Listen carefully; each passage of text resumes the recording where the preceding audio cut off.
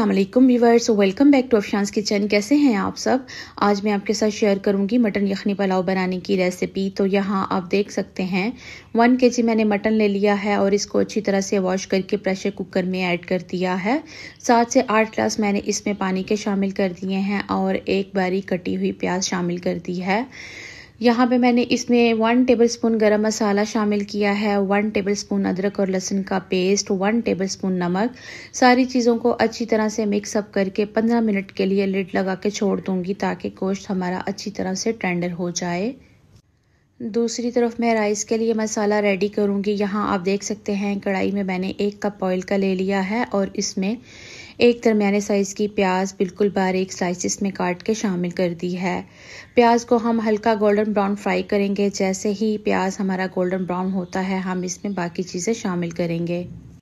यहाँ आप देख सकते हैं प्याज हमारी गोल्डन ब्राउन हो चुकी है। अब इसमें मैंने 1 टेबलस्पून अदरक और लहसुन का पेस्ट शामिल किया है, 7 से 8 सब्ज़ मिर्चें शामिल की हैं।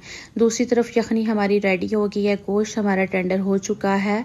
गोश्त को मैंने सेपरेट कर लिया है और इसको अब मैं प्याज में शामिल करूँगी और इसकी हम अच्छे से बुनाई करेंगे।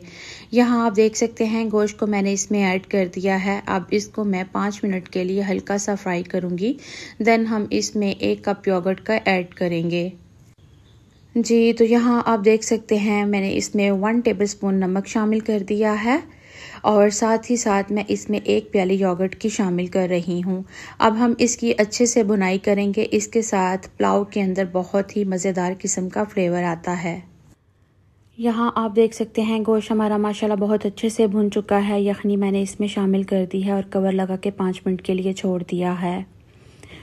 जी, तो यहाँ पे पानी को बॉयल आ चुका है। अब इसमें मैंने राइस शामिल कर दिए हैं। राइस का पानी हम अच्छी तरह से ड्राई कर लेंगे। यहाँ आप देख सकते हैं इसमें मैंने 1 टेबलस्पून गरम मसाला शामिल कर दिया है और जैसे ही सारा पानी ड्राई होता है हम इसको दम लगा के 15 मिनट के लिए छोड़ देंगे। जी, तो यहाँ आप देख सकते हैं कि पानी इसका अच्छी तरह से ड्राई हो चुका है और अब मैं इसको कवर लगा के 15 मिनट के लिए छोड़ रही हूँ। जी, तो यहाँ आप देख सकते हैं चावलों को दम आ चुका है और इनको अब मैं अच्छी तरह से मिक्सअप कर लूँगी। चावल माशाल्लाह बहुत अच्छे बने हैं, बहुत खिले खिले बने हैं। अब इनको मैं सर्विंग डिश में निकालती हूँ और इनको सर्व करती हूँ। आप इस रेसिपी को ज़रूर ट्राई कीजिएगा, ज़रूर बनाइएगा। देन कमेंट बॉक्स में मुझे अपना फीडबैक शेयर कीजिएगा। जब तक के लिए मुझे इजाज़त दीजिए। मिलते हैं आपसे फिर इंशाल्लाह एक नई रेसिपी के साथ। अपना बहुत सारा ख्याल रखिएगा। अल्लाह हाफिज़, बाय बाय।